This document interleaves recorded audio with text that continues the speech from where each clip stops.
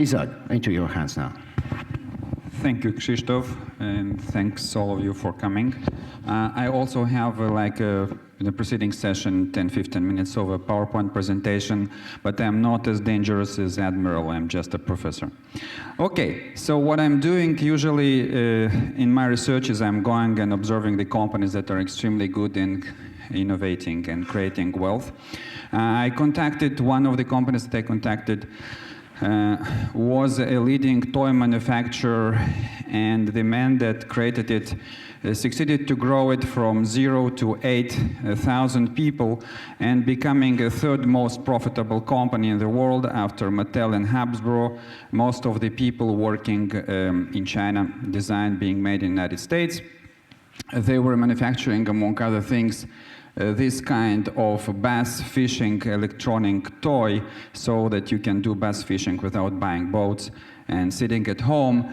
And that was the predecessor of Y that later conquered the world. When I contacted him and I wanted to inquire and learn about his company, he said that he already resigned from it. It was his 6th company, and now he's in the 7th company. And he sold it to Mattel, by the way. So successful was it that at some point he acquired what Americans sometimes use an euphemism, an expensive lifestyle, which means that he started to like expensive things, for example, French wine. In particular, Bourgogne, or Burgundy, and so he grew up with these wines. He went to Richebourg, he reached Romanée-Conti, and at that point he said that he knows what he wants to do. And as his following job, he wants to build a winery that will produce one of the best Pinot Noirs in the world. And he's ready to buy, obviously you need a good soil, to buy it anywhere in the world. So he's surrounded himself with the 5 best experts in winemaking, geology, satellite mapping, and so on. Was ready to buy this land anywhere in the world, from Tasmania to United States. He's Californian. Lucky to him, he found a terroir that looked like that. It's in Central California, not far from Santa Barbara. There was a ranch. They were growing horses there. However, they found out that it's an extremely good terroir for growing Pinot Noir. When he announced it to a chairman, he was still a member of board in his former toy manufacturing company, that I want to resign. And the chairman said, what for? He said, I will build a winery. And the guy looked at him and said, do you know how to make a small fortune? Do you know? The answer is invest a big one in a winery.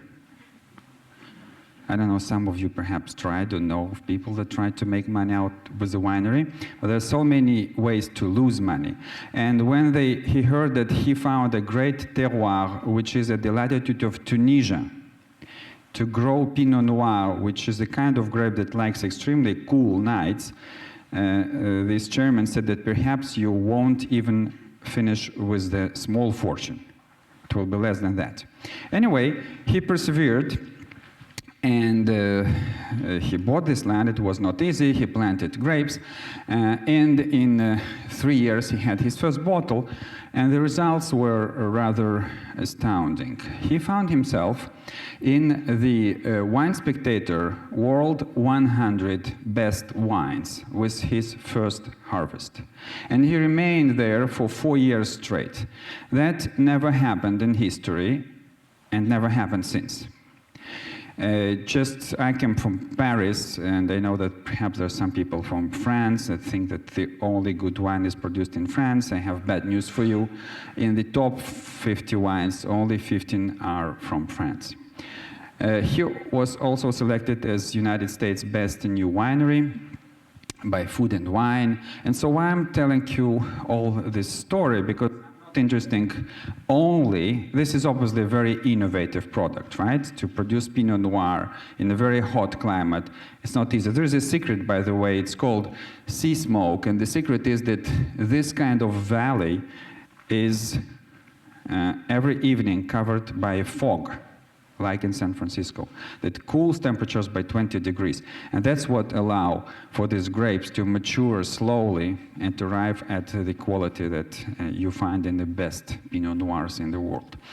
But I knew that he's doing, and he told me, and I contacted him, that he's doing in this winery the same thing that he did in his other companies. It means that he is focusing essentially on building, let's call it culture, although we can have a discussion, but building a certain environment where every person in the company is creative and contributing to innovation.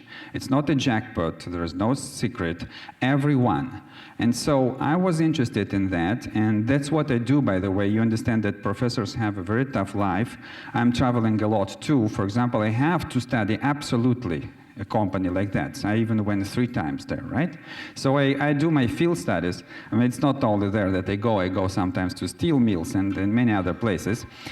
So I went there and I interviewed how I call these environments freedom environments, because what you find in these companies that I study is that everyone has a freedom and responsibility, because without responsibility, freedom becomes anarchy. Freedom and responsibility to take any action or initiative that they decide by themselves is the best for the company, not their bosses. Not some kind of procedures or policies, but the people decide. And so I went there and I talked with the winemaker at that time, and they said, please tell me about the role of culture. And that's what she told me.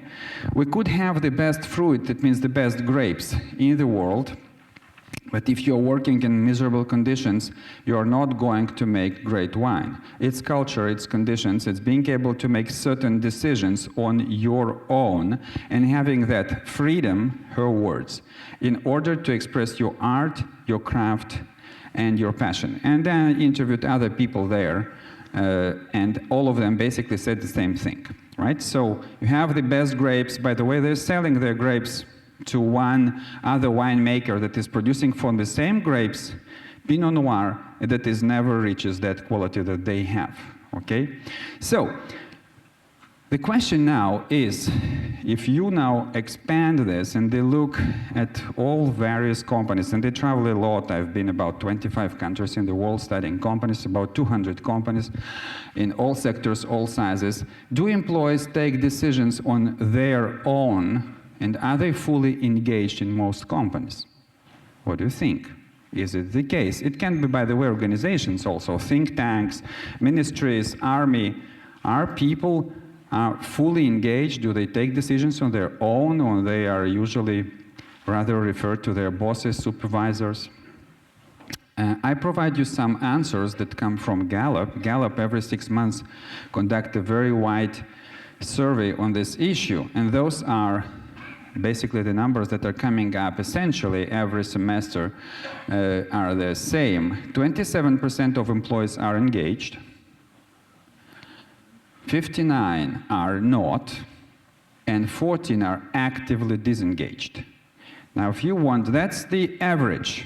That's the average in our companies and our organizations. Now, if you want to know what are the people who are not engaged, the engaged people you know, right? They're very enthusiastic and so on. Not engaged people are essentially checked out. They're sleepwalking through their work. They're putting time but not energy or passion into their work. Basically, they accomplish 2 important actions during the day, not 1, but 2. They punch the clock in the morning, and they punch the clock in the evening. And between these 2 important actions, they try to fill in it with some other activities, drinking coffee and other stuff. Now, the actively disengaged people, employees, aren't just unhappy at work, they're busy acting out their unhappiness. Every day this work is undermined. Their engaged co-workers try to accomplish. Basically, they come to work to sabotage the activities of those who want to do the job, and they are 14%. Why they're so? The reasons are probably from psychiatric to ideological, but if you want to dig deeper into this question, ask yourself whether they were like that during the first day when they came to this organization. try to answer to this question. And then ask what happened that they became disengaged. Now, let me move a little bit further. And this is obviously absolutely unsatisfactory situation. We're trying to have all these macroeconomic discussions at all political levels, governmental or whatever, how to move our economies to grow. Now you're having a boat with 8 people that are rowing. You have these discussions in executive boards, governments. There are 2 people that are rowing very energetically, right? 8 people, imagine in a boat, 2 extremely hard. Then you have 5 others that they're barely raising, right? And making splashes, just to make feeling the first 2 that they work. They make some noise, right? And the last guy, do you see how he's rowing? He's rowing the opposite direction, right? He's sabotaging the work. And now you're looking at the water, and the water is not moving, and you say our growth rate is low. We don't have innovation. True. Those are the reasons. Now, if you think that is intolerable, what are you doing to change that? Or you're closing your eyes? I go and study and interview leaders who think it's intolerable and they don't want to tolerate that, period. So I call them liberating leaders, or you can call them transformational leaders. They are very rare species. It's much easier to close your eyes and make mergers and acquisitions, for example, that don't work, most of them. But if you really want to change that, you have to turn into your own organization. And basically, this is, you mentioned my book, perhaps. I wrote a book about these leaders. You can acquire one, and the signature is free. Nobody loves, right? Okay, but as I came here and they have remaining 5 minutes, I'll give you very quickly some of the highlights, something that I learned from these people. Half of them are Americans, half of them are Europeans. They come from all sectors, all industries, all sizes. The first thing that they did is that they looked at the organization and they said, we have to build it on different principles.